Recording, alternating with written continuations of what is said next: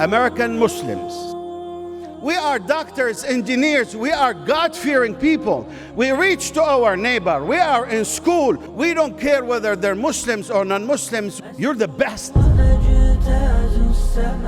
We are rooted here in this country. Our bodies will be buried in this ground here. I have a vested interest. I am passionate about Islam in America.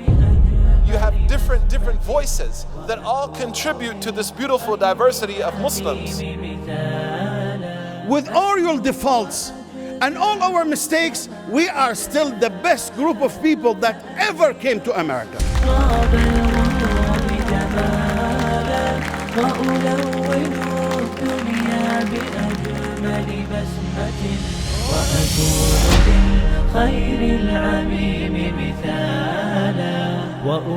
بسم الله الرحمن الرحيم الحمد لله أشهد أن لا إله إلا الله وحده لا شريك له أشهد أن محمدا عبده ورسوله أما بعد. Brothers and sisters, you know, it is a great honor for me to have the privilege to address a Muslim audience. The greatest thing that ever happened in my life is the day that I became a Muslim, and it's not even close. I thank Allah the Almighty for having guided me to this wonderful deen. My task tonight is really to talk about us as Muslims and what we should be doing now. I've always believed that the Muslims will be successful in America when the indigenous Muslims and the immigrant Muslims marry together. إِنَّ هَذِهِ أُمَّتُكُمْ أُمَّةً وَاحِدَةً وَأَنَا رَبُّكُمْ فَاعْبُدُونَ. This ummah of yours is one ummah, Allah says, and I am your Lord, so worship me. Look what the Prophet did 1400 years ago, as recorded by Al-Bukhari. أخى رسول الله صلى الله عليه وسلم بين عبد الرحمن بن عوف وسعد بن ربيع. And he took those two tribes, the Ansar and Muhajirun, and he put them as bonds of brotherhood. I don't think many of the immigrant communities really understand and appreciate the African American communities, especially. And I believe that many of those in the African American community don't really understand the so-called immigrant community. One of my friends, Imam Talib Abdul Rashid from New York, from Harlem, African American, was invited by a national immigrant community in Washington, D.C. to attend one of their meetings. So the brothers from the immigrant community, and please forgive me, I say immigrant, indigenous, not as a divisive, but as what it is. Would you forgive me for that? Yes. So the brothers from the immigrant community had a set of priorities, and they wrote them down. Priority number 1, priority number 2, 1, 2, 3, all the way to 10. They looked to Imam Talib and said, Imam Talib, what do you think about this list? And Imam Talib said, it's interesting. What you have as priority number 1 in my community is priority number 10. And what you have as priority number 10 in your community, in my community, is priority number 1. So what does that mean? It means that we are brothers. We have different priorities. And it doesn't mean that we don't love one another. We love each other, but the fact of the matter is that we have different priorities. Our job is to bring them both together. Let me say a few things about the Muslims and what's going on in the world. I have been saying it, and I hinted at it at Salatul Jumu'ah. Now I'm going to express it in a little bit more detail. With all of this so-called Islamophobia going on, people attacking Muslims, it appears as if that this is a fight against Islam. It does look like that way. All of the things that they're saying about Muslims and against Muslims make the Muslims say, what's going on here? Why are they attacking us? Why are they doing this and that to us? And I will say tonight that it is bigger than you can ever imagine, and the attacks are not against Islam per se. I'm going to prove it to you in a few minutes. Dr. Ahmed Saqqa, rahimahullah, you know our good brother from California. I remember one day he told me, he said, Imam Siraj, when I first came to America, I remember in Chicago the first Eid prayer.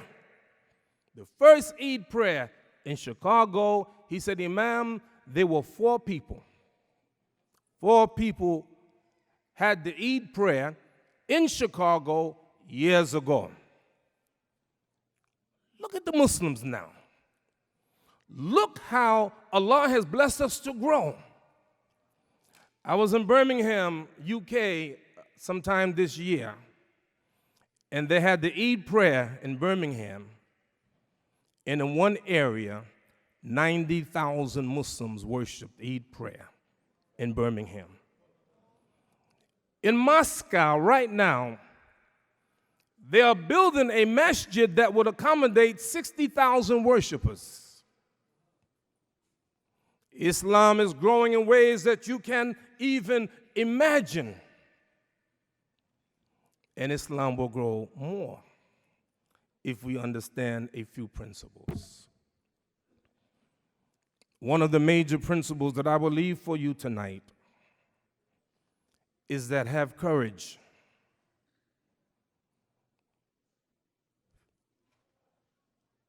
Be proud of your religion. Be proud of being a Muslim. Your greatness is not in being white or black, American, European, African, all of that. That's not the issue. If you look at me, and Sheikh Waleed, I meant to tell you I love you and just so happy to be in your presence, alhamdulillah, and you actually look younger every year. It's the only one I know that gets younger instead of getting older. Sister Dunya, may Allah bless you and all the good work that you do. But take a look at me. Just take one moment. I know you don't want to look at me, but just look at me for one moment. And you notice something? Immediately it jumps out on an aswad.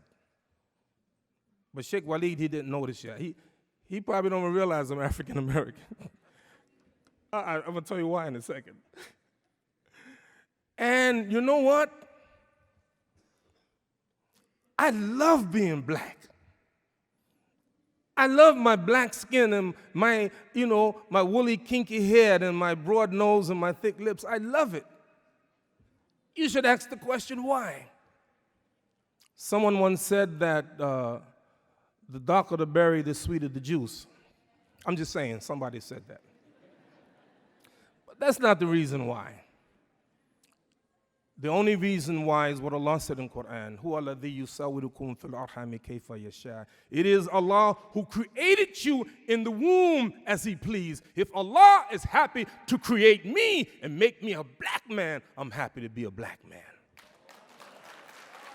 And Prophet Muhammad, peace and blessing be upon him, said, Inna Allah ta'ala la yanduru ila asamikum wa la ila suwarikum wa lakin yanduru ila qulubikum wa a'malikum. Allah the Almighty will not look at your bodies nor your forms, but He'll look at your heart and your deeds.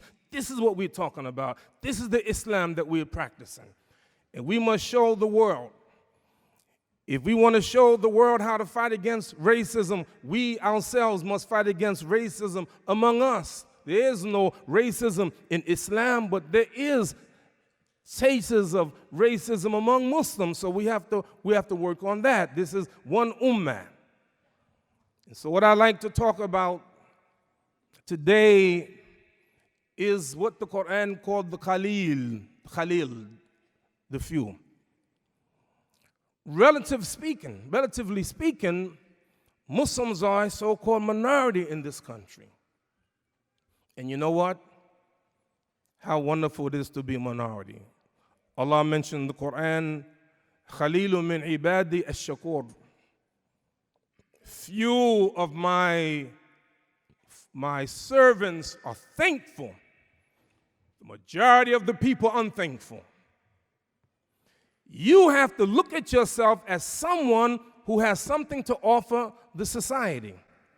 Sun Tzu, in his book, The Art of War, said something interesting.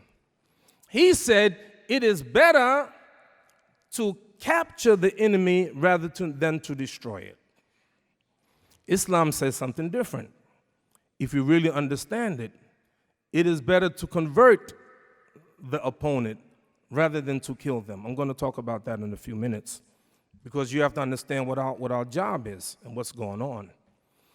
The attacks that you see right now, and I'm going to talk about it tomorrow, is I tried to find, Sheikh Walid, I tried to find the word that describes from either the Quran or the Sunnah what is going on.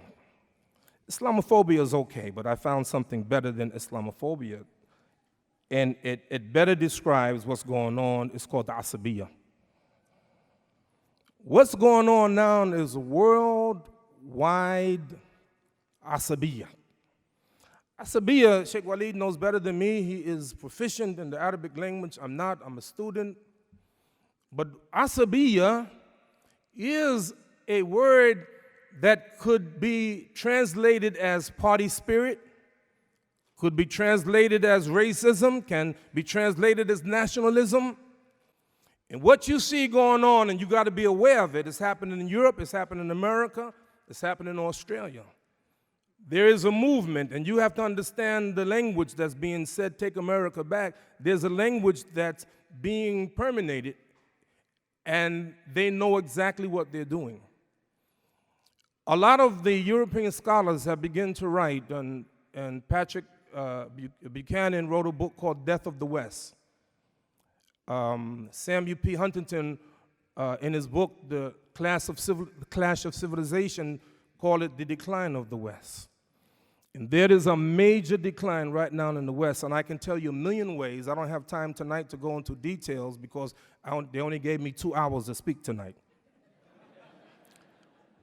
You see, you think I'm kidding. When you look at your watches and it's 12 midnight, you say, oh, he was serious. What you have really, and I'm being honest with you, is white nationalism, white supremacy. I'm telling you, it's happening right now, all in front of us.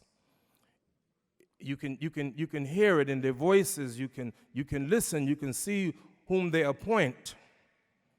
And that is the issue. White nationalism. But Islam had a cure for that from the very beginning. And nasu kulluhum banu Adam min turab, the Prophet said.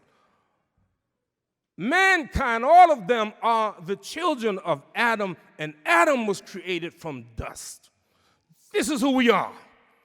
We are created from dust.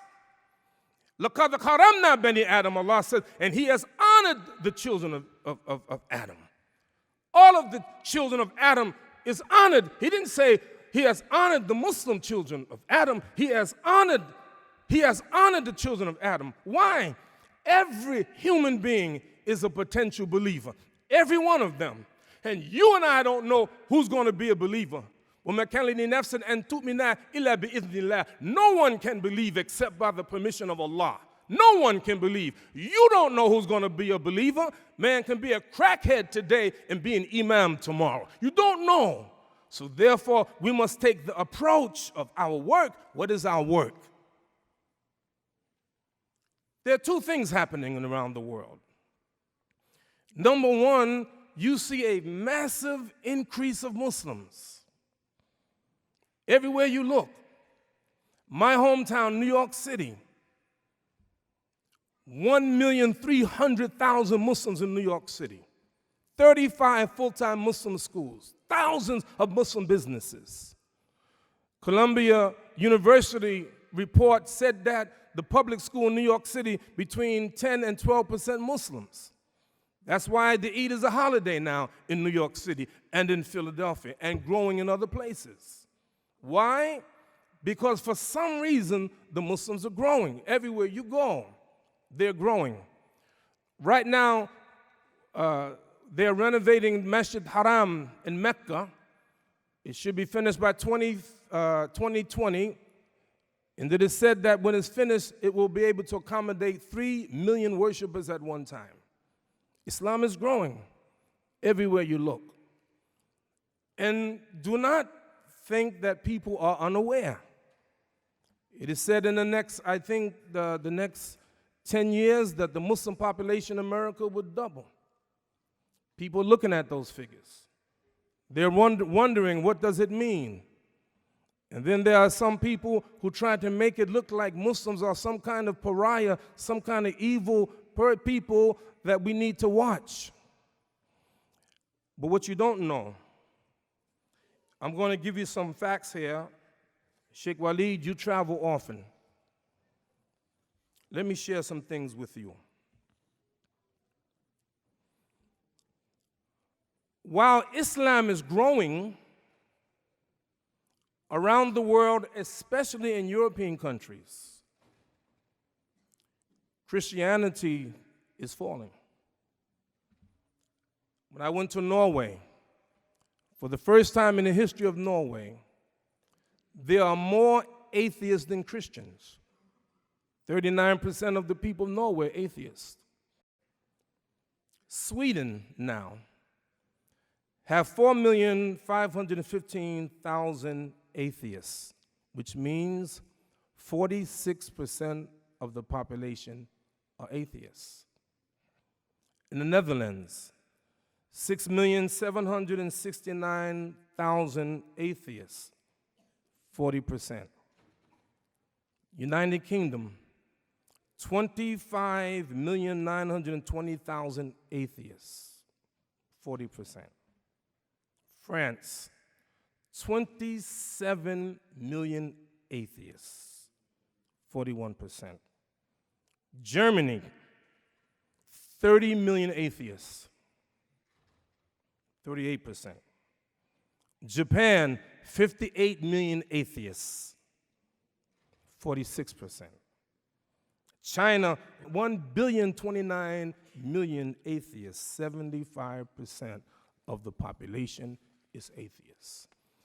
Now, this doesn't mean anything until you understand in context how fast it's happening. And this is happening all around us. It's happening in America. Growth of atheism, people going away from their religion, going away from their deen, going away from their traditions. And they are abandoning God. On the one hand, but on the other hand, Muslims are growing. Muslims are growing for a number of reasons. Number one, Muslim women are still having babies. You think that that's not an issue? Ask a Christian, and they will quote from the Bible that God said, be fruitful and multiply. The very opposite is happening now.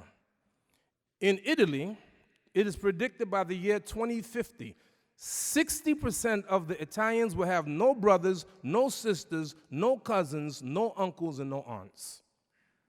17 European nations have a negative birth rate.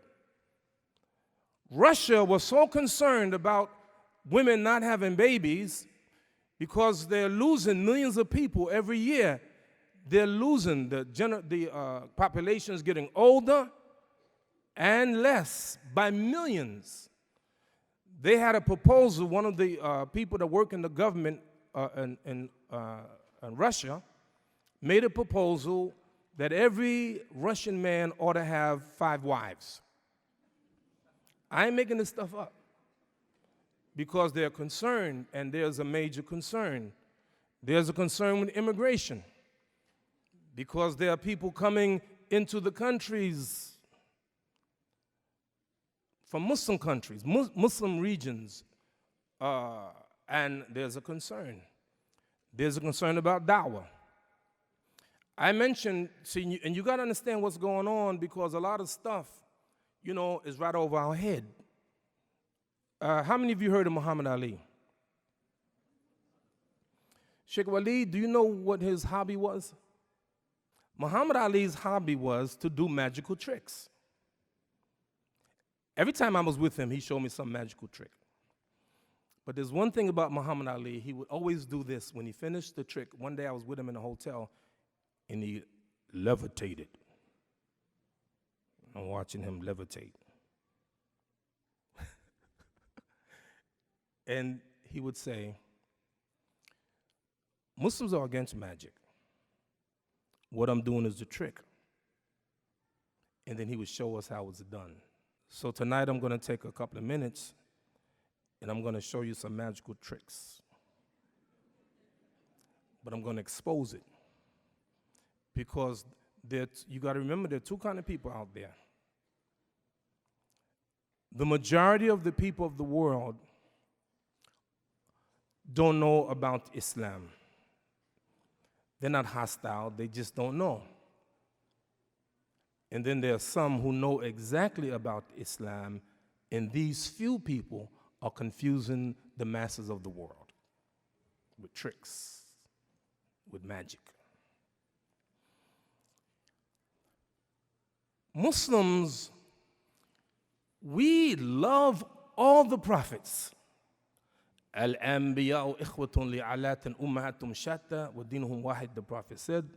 Prophets are brothers. Their mothers are different, but their religion is one. Is it true? Have you ever considered this?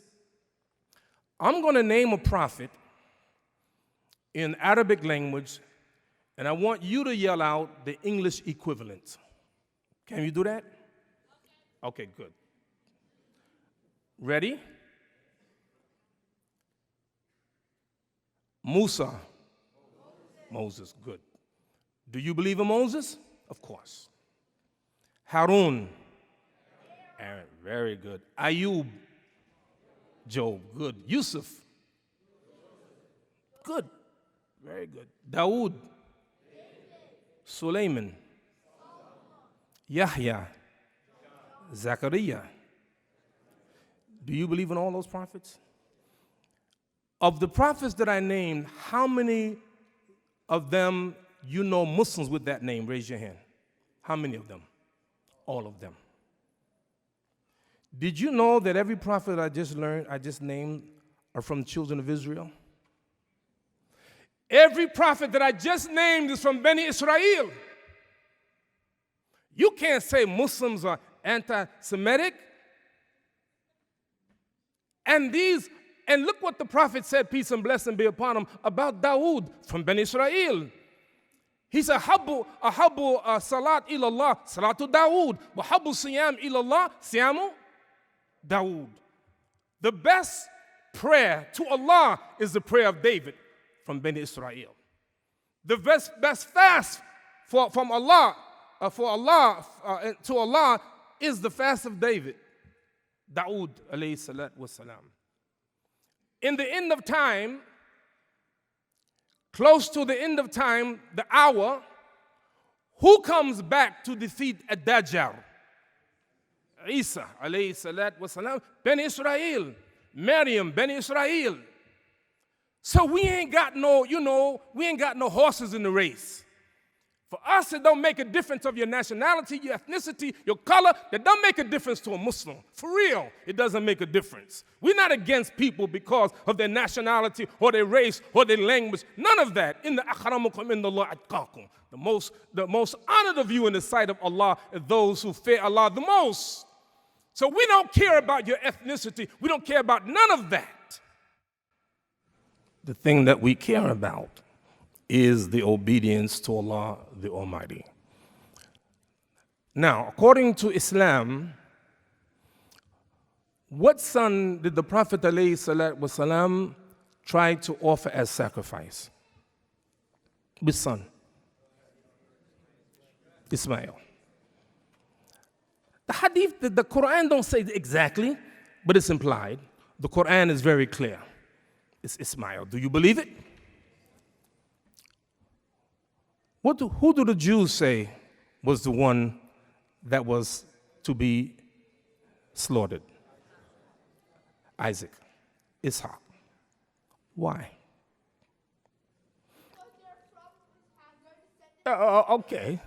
It's a rhetorical question, but I got your point. Brothers and sisters, it will shock you what they say about Ismail. They don't even consider him a prophet. If any one of you here tonight have what I have in my pocket, this is called an electronic dictionary. When you go back to your rooms tonight, I want you to look up the word Ishmael. Ismail. Dictionary. And you know what the dictionary will say about Ismail? The meaning of Ismail? Déclassé, black sheep, pariah. All of these negative things about Ishmael. Why? Because somewhere along the line, Muhammad sallallahu alaihi wasallam will come from Ishmael. What is the problem? We ain't got no problem with your prophets. Why you have a problem with our prophet Muhammad sallallahu alaihi wasallam? Man, Paul Sperry wrote in a book called Infiltration, he said, the problem isn't the misinterpretation of the Quran, the problem is the Quran. What they say about Muhammad alayhi salatu wasalam is scary. So what's going on? There are people, a handful of people. In my opinion, most people, when they know better, they do better. And this is why the Prophet, peace and blessing be upon him, said that one of the prophets was beaten up by Allah and he wiped the blood from his face and said, Allahumma ikfir li qawmi fa innahum la ya'lamun. Oh Allah, forgive my people because they don't know. So the majority of the people, they don't know. The Americans, they don't know. But there's some magicians out there doing their magic. Abracadabra. I give you an example. You go get a book called Countdown Jerusalem or Jerusalem Countdown, I forget which one, but written by John Hagee. So, see, with me as a Muslim, I don't care if people debate us. We're good. But don't lie. In his book, a few things he said. Now, you got to remember his congregation is reading it. He's on television, he's saying it, he's repeating it. He said, all Muslims have a mandate to kill Christians and Jews. It's in the Quran. You a liar. You a liar, and you know that you're a liar. You know that's not in Quran. But he says it, and he gets away with it. I was in London last year, ran into a brother named Khalid. Khalid was born in Kuwait. He told me he spent 25 years in Germany and just moved to London. He said, you know, Imam Siraj, the people in Germany used to love the Muslims. Now they hate the Muslims. It's true, Muslims do bad things. That's not, allegedly, they do bad things. We know that. We condemn it also. But what's going on? Abracadabra. Let me give you a very classical one. And Sheikh Waleed, you might want to pick up this book, Countdown Jerusalem, just to see. And he's very articulate. He ain't stupid. See, if he was ignorant, it's one thing, but he ain't ignorant. And so I heard him give a speech. And in the speech, he said, he's quoting the Bible. He said, God said in Genesis 15 chapter, 12 verse, something like that. I don't remember the exact verse. He said, God said in the Bible about the state of Israel that whoever curses Israel, God will curse. And whoever blesses Israel, God will bless. Huh? What? Now, you know I used to be a Christian, right? You know that, right? You know I used to read the Bible, right? In all my years of reading the Bible, I never came across that. Now, I'm the kind of person, if you give me the reference, I'm going to check. So I got a Bible, an authentic Bible. I went. And lo and behold, there was the narration. I went exactly where he said. And you know what I saw? The Bible said, Abraham, whoever curses him, God curses. And whoever blesses him, God blesses. What do you say after every prayer? Allahumma salli ala Muhammad wa ala ali Muhammad kama sallaita ala Ibrahim wa ala ali Ibrahim. Innaka hamidun majid. Every time Abraham, we Muslims, every day, I travel, you travel, the first thing I do, I find out where is the Qibla? Where is the house that Abraham built? I got to make my prayer 5 times a day. Where's the Qibla? I ask the brothers who bring me to the hotel, tell me, brother, where's the Qibla? And then I say, what's the timetable? When did the prayers come in? Because I'm a Muslim. Our holiday is a celebration of what Ibrahim alayhi salatu wasalam did. So why are you lying? You're a liar. But you're lying for a reason. There's something that you're trying to do. What is it? Why do you switch and bait? When God say Abraham, why you say Israel? You should be disqualified as a liar. And I give you all day long, I will tell you the lies that they tell. Can I tell you a lie they told about me? Sheikh Waleed, they kind of leave you alone, alhamdulillah. You're the good guy. I'm the bad guy. I'm reading this book called The Muslim Mafia. The Muslim Mafia. Can I tell you what they said about poor little me? I'm such a nice little poor little guy, bother nobody. You know what they said about me? They said Imam Siraj Wahhaj, a popular imam, is training or giving shahada, converting gang members to Islam and training them with Uzis so that they can take over America. What? I mean, come on. Be honest. I never held an Uzi in my life. I don't know. I've seen it on TV. If it was in front of me, I wouldn't be sure. But does he really believe that?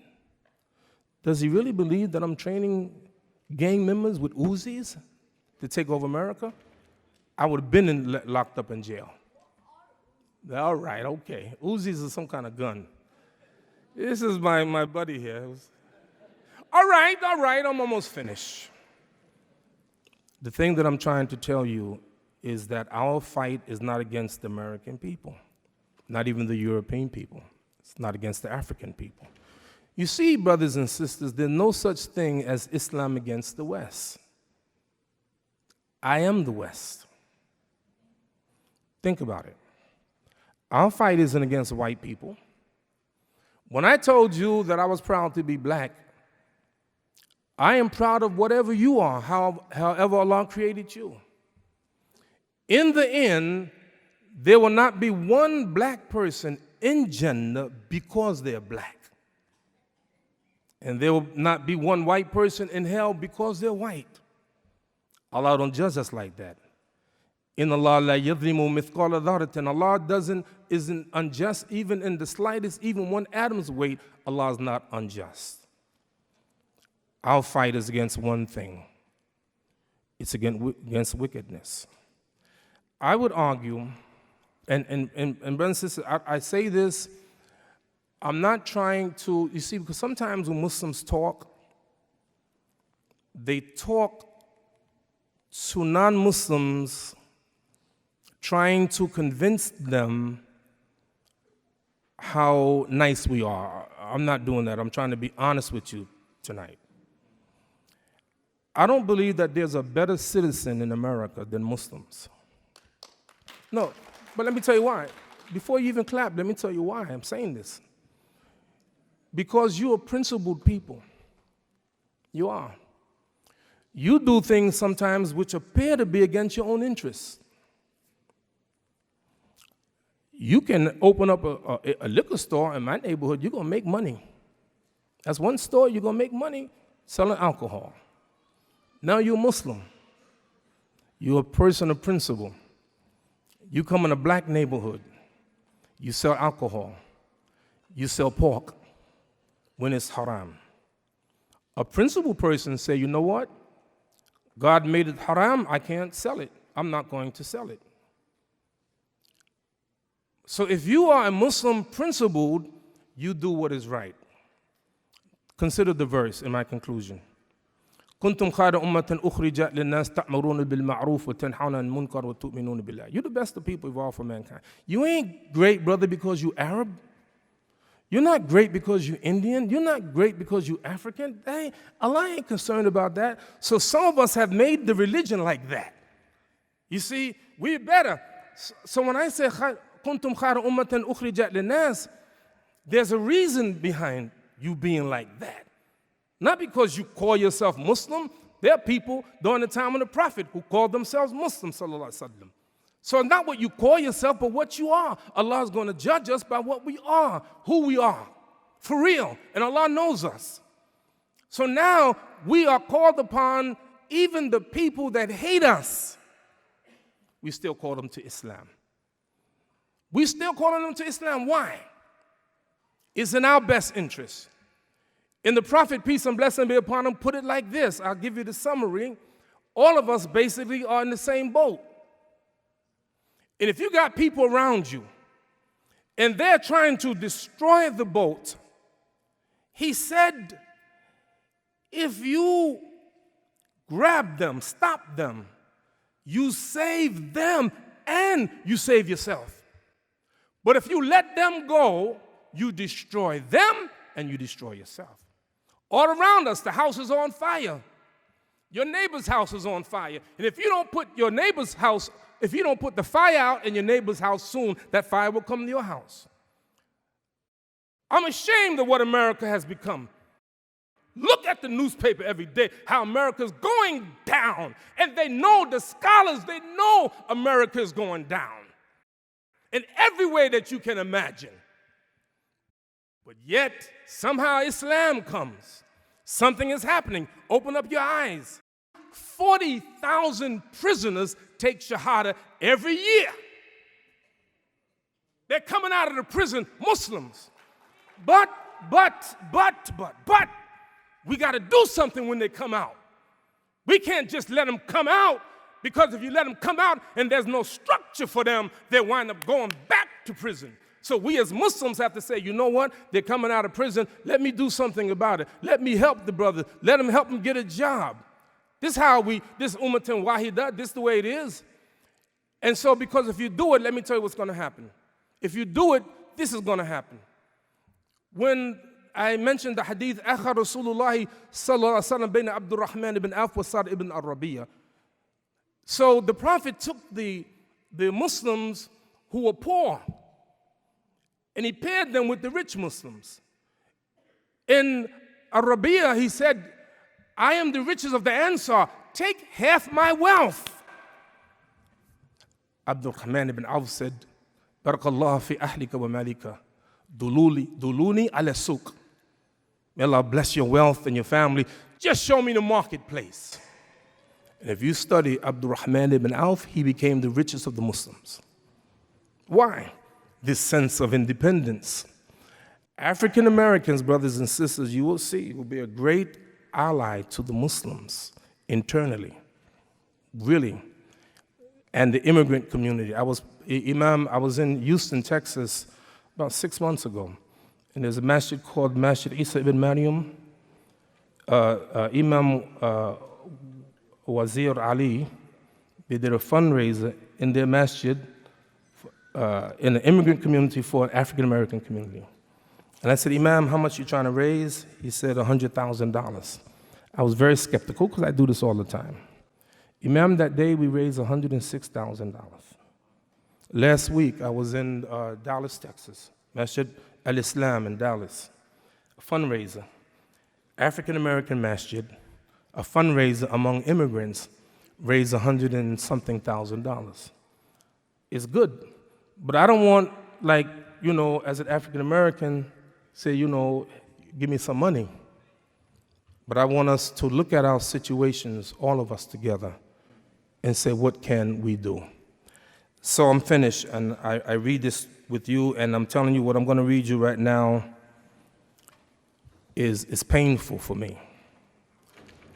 First, let me say one that's not so painful. In France right now, if you ask the average person, what is your religion?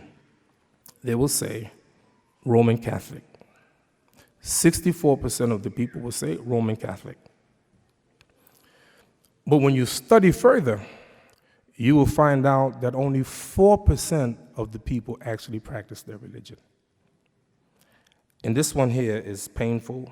I say this and then I close to let you know the implication of what's going on, why you have so many people apparently attacking Muslims. And I think if you understand this, you can better frame how we're going to get out of the mess that we're in. We're blessed in America. Imam Walid, years ago, as an imam, I had so much on my plate, so much on my back, so many Muslims struggling legally and things like that. And I had to deal with a lot of issues. There was a sister, I'll never forget, African-American sister named Stephanie. She came to my masjid one day, and she took Shahada. She worked as a bus driver. And so she was on vacation. She took Shahada in my masjid. And when she went back to work, she had hijab on. And they told her, you are not in conformity of dress, go home. So she went home. She came back the next day, same thing. She came to see me. I said, don't resign, you keep coming to work. I went with her to her job and spoke to their heads. I said, what's going on?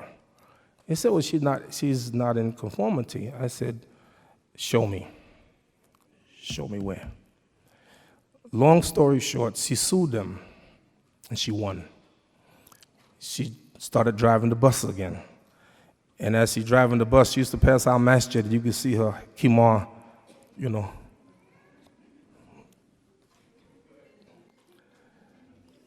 But you know what, Imam, I don't have to do that anymore. Anytime there's a case like that, I say call CARE. That's what CARE does.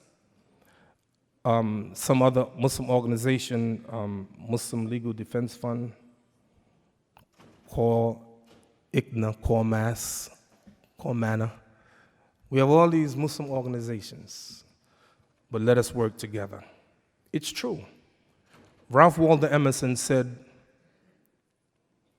if a man can build a better mousetrap than his neighbor, or preach a better sermon, or write a better book, though he build his house in the woods, the world will make a beaten path to his door.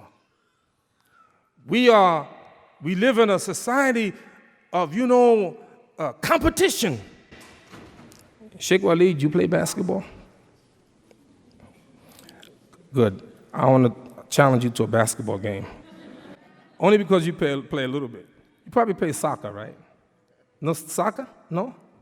No soccer? Football? Baseball? A little bit? Golf? Handball? Do you go swimming? But the nature of human beings is everybody trying to outdo one another. Everybody trying to outdo one another. And it's why you have the World Cup, and you have the World Series, and you have the championships from the college. Everybody, you have the Olympics. Everybody's trying to compete. It's okay. But what I like to do is let those in the community who do well at something, let them do it. This is the Ummatun Wahida. And I leave this last thing to you as I sit down and I say this. I'm nervous, I'm scared. And these are official figures. At least 10,000 churches have been closed in Britain since 1960. Another 4,000 churches are set to be closed by 2020, according to the Christian research. And if you look around the world, you will see in England, more people attend the masjid than the Church of England. Many of the churches that are closing down and the synagogues that are closing down are being turned into masjids. In New York and in Patterson, New Jersey, the biggest masjid in Patterson, New Jersey, Sheikh Katanani, used to be a synagogue. Catholic schools closing down, enrollments are down. Muslim schools opening up all over. Be humble, but do not be afraid. Be confident without being cocky. You know, Sheikh Waleed, we're from a different school. I'm finished. I know you itching to give me a note, right? You itching to do that. I know you are, right? Well, let me say this, you know, Sheikh, I'm from old school. I used to play basketball. I played for my school, New York University, right? So when we played, when we made a good defensive play, or, you know, I was a very good shooter, I must say, right? So I would score, right? Now, nowadays, they celebrate. They start dancing, you know. You score the basket. Hello? You know, what's all that? So we never did that. We didn't do all that celebrating. Be humble. You're here in this country, not as enemies to this country. You're not. Can I tell you the truth? If you would be yourself, be a Muslim, don't hide it, don't be ashamed of it, be a Muslim. People will come to be allies with you because you're a people principle, and they'll recognize that. Be yourself. You're a Muslim, you're good people. Assalamu alaikum wa rahmatullah. American Muslims, we are doctors, engineers, we are God-fearing people. We reach to our neighbor, we are in school, we don't care whether they're Muslims or non-Muslims. You're the best. We are rooted here in this country. Our bodies will be buried in this ground here. I have a vested interest. I am passionate about Islam in America. You have different voices that all contribute to this beautiful diversity of Muslims. With all your defaults and all our mistakes, we are still the best group of people that ever came to America.